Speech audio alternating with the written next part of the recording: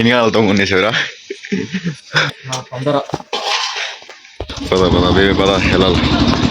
Let's go. Yeah hello guys. ఇప్పుడు ఇంటికి వెళ్తున్నాం. ఇంటికి అయిపోయింది. ఇప్పుడు ఇంటికి వెళ్ళేసి బాగా తిని రెస్ట్ చేసి నెక్స్ట్ కోసం వెయిట్ చేయండి. డే 4 కోసం. ఇప్పుడు మార్కెట్ కోసం వెళ్తున్నాం. ఎందుకంటే ఫ్రూట్స్ కోసం. బనానా డ్రై ఫ్రూట్స్ అన్నికి మొదలు పెడుతున్నాం కాబట్టి అన్ని తినాలి. వెళ్తున్నాం. ఎడిపాకి వెళ్తాం. ఫ్రూట్స్ కొనడానికి వెళ్తున్నాం.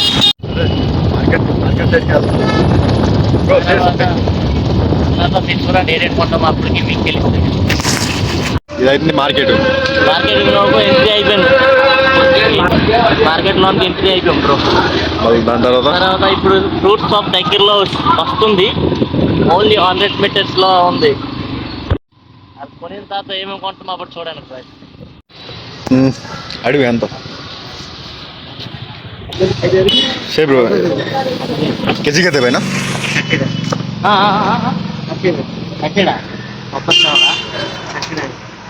బేరం ఆడింది.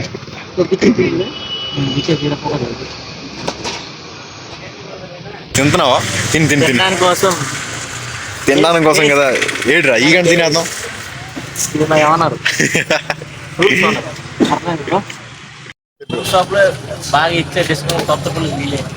ఆ తర్వాత మనకి ఎప్పుడైనా ఎక్కడున్నా నైట్ అయినా ఎంత నైట్ వచ్చినా కూడా అందుబాటులో ఉన్నారు ఫ్రూట్స్లో.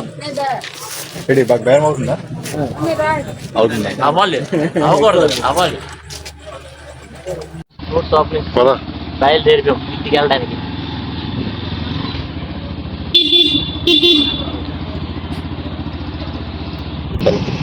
అవుతుంది నాకే తెలియదు.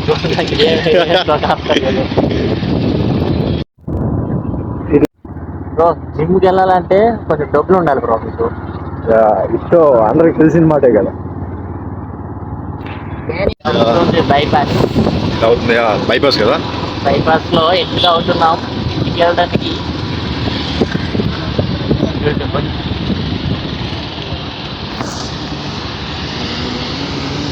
కొద్దిగా ఇక్కడ జాగ్రత్త. కొన్నిసార్లు ఇక్కడ ఎక్స్టెండ్ అయిపోతుంది. ఇక్కడ అవుతుంటాయి చాలా యాక్సిడెంట్లు. మాత్రం జాగ్రత్తగా ఉండాలి కాబట్టి మనమే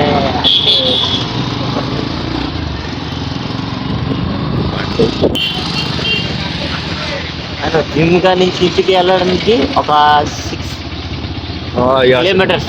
6 కదరా 7.5 ఎంత ఉంది. 7.5 జిమ్ టు హోమ్ వెళ్ళడానికి.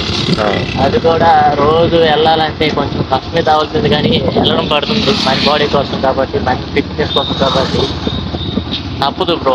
వెళ్ళాలి ఎంతైనా. వెళ్ళిపోతే ఎలాగవుతుంది. అది కూడా కూర్చొని ఏం చేస్తున్నారు రా జిమ్కి వెళ్ళగంట మీరు. రాయండి రా జిమ్ లోనికి. ఏడు బ్రో రియల్ ఆబాద్మా. ఇది మాత్రం నిజమేనా. వెళ్ళాలి.